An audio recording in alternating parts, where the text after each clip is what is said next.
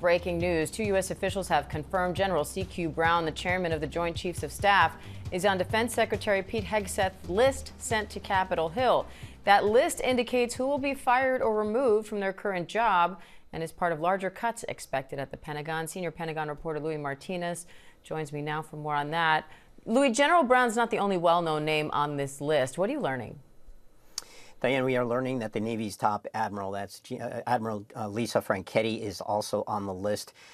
There appear to be more names on this list. We're just not privy to them right now. But you have two members of the Joint Chiefs of Staff. Now, because she is the head of the Navy, she has a seat at the table at the Joint Chiefs of Staff. And of course, General Brown is the president's senior military advisor. That is the nation's top military officer. So this is a list that has been provided to the two members of Congress this week, and on the list are potential names of individuals who may be fired or removed by Defense Secretary Pete Hegseth. And so it's unclear when this could happen, but I think the news here is that those names are on that list. Louis, has anything like this happened before? People at this level being fired in this way, and has a reason? Are they giving a reason for these changes? Well, we've asked for comment from the Navy and from General Brown's office, and both have declined to comment. One said that they are aware of the reports but had nothing further to add. To make it an easy answer, no, something like this has never happened. If this list is much larger than these two names, then, which I think we have been led to believe, then this is going to be an unprecedented move. We have never seen two members of the Joint Chiefs of Staff removed at the same time. And we should point out that general officers and admirals, what they do is they serve at the pleasure of the president. So it is his prerogative to put whoever he wants in those offices. But I should point out that the chairman of the Joint Chiefs of Staff is a major apolitical position. And so what Congress has done is that they've turned it into, they've standardized it so that it remains that way. And one of the ways they've done that is by ensuring that there is a 4-year term for every chairman of the Joint Chiefs, and that it overlaps between administrations if there's a change in parties.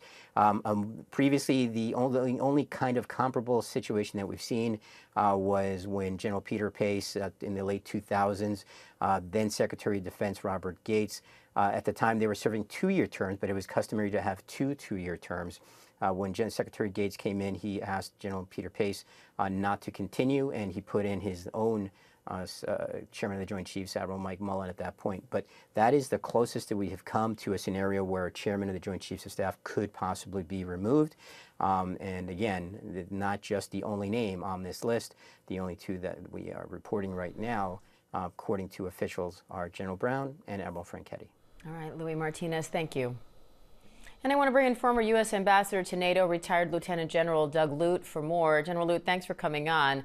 What's your reaction to General C.Q. Brown and Admiral Lisa Franchetti being removed from their posts, and what impact do you think that has? Well, if these early reports are true, I think it's a very dangerous precedent that would be set. And as your report has already made clear, this is unprecedented so far. But the damage here is the downstream effect. And of course, it's within the authority of the president and the Secretary of Defense to make these moves. But the challenge is that it partisanizes, if you will. It makes partisan the selection of senior officers, and it sends a shot across the bow for younger officers that they need to mind their partisan politics if they want to advance and continue to serve. So in that way, I think it's extraordinarily damaging.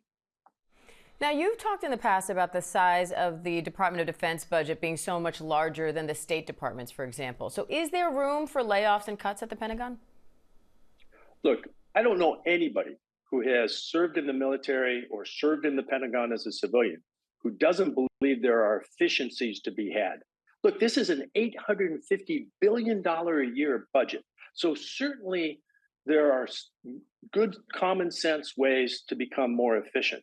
The challenge will be whether the administration goes after such efficiencies carefully, if you will, with a scalpel, rather than bludgeon into it with a sledgehammer. So is this a scalpel or is this a sledgehammer? But there's no question that efficiencies can be had.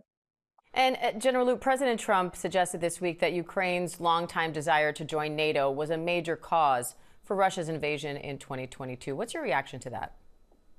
It's simply not true. I mean, the best counterexample is that Finland and Sweden have joined NATO as a result of the Russian invasion in 2022. And Russia has actually moved troops away from the Finnish border, which is now the longest border between NATO and Russia. So this is a common Putin line that it was a provocation by NATO, but in fact, the facts on the ground just don't play that out. All right, retired Lieutenant General Doug Lute, we appreciate your time today, sir. Thank you.